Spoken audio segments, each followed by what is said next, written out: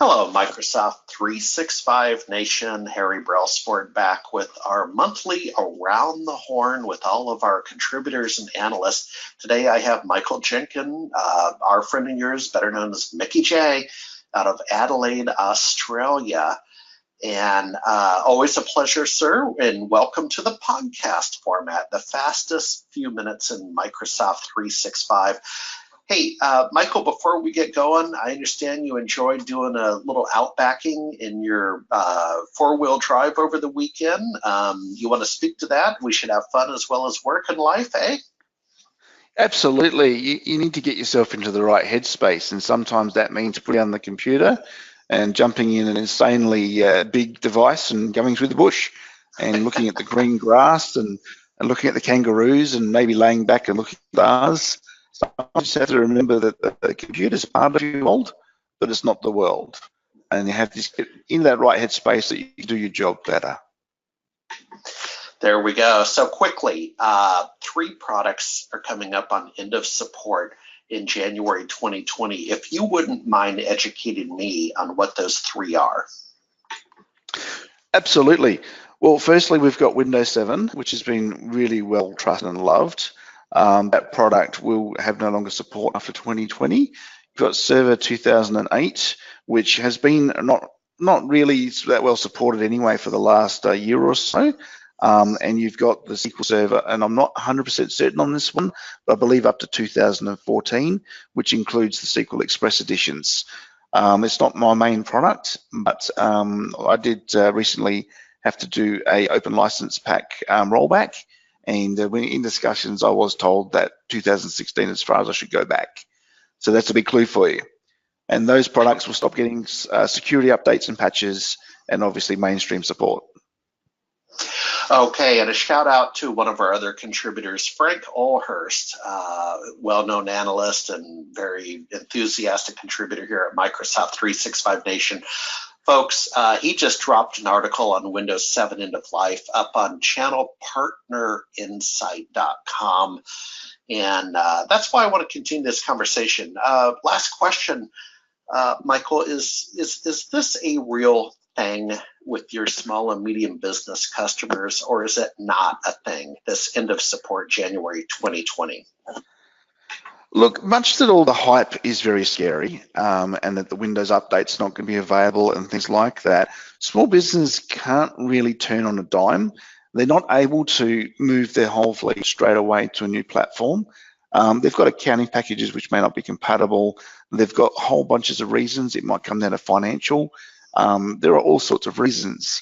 So while the market is saying that it's very, very important, and the market is saying that you must move forward onto these products for security reasons, a lot of them will find reasons not to. In the mid-range, so we're talking maybe customers with 4 or 5 servers and with 70 or 80 computers, they start to plan a end-of-life rollout program, and they do tend to move on to the product. Small business, they tend to be a year after end of support. In fact, we did just retire recently a 2003 server because the customer simply found that it did the job. Now, my personal opinion is with the support and security and everything else that's going to disappear, that they're a bit silly. But from a small business perspective, it comes down to budget, it comes to what they can do.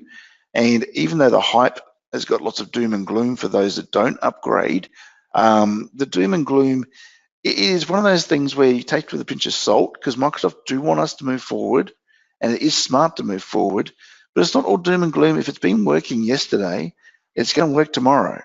So small business need to do what they need to do what's right for them. And in some cases, that's hanging on to older technology a little bit longer. They can't do it forever, of course. Hardware will fail, software will fail. A lot of the software is OEM and can't be installed on new equipment. So they will need to move forward at some point, but they need to do it at their own time scale and a point of time of their choosing when their budget allows them to.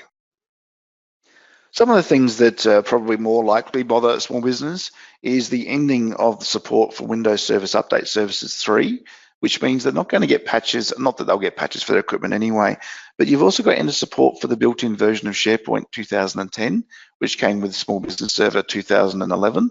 So there's more products that are expiring in 2020 that will actually affect clients more.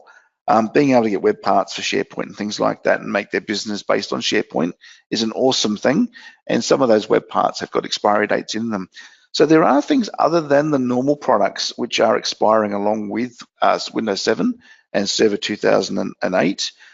People really need to talk to their IT person, or as an IT person, you need to look at the list. There is a very, very long list up on support.microsoft.com of all the things that will be expiring support, and see how those smaller parts will also affect the clients, small business, medium business, and large business, to make sure they're all fully aware of the ramifications of all little parts of what makes their business run as a whole.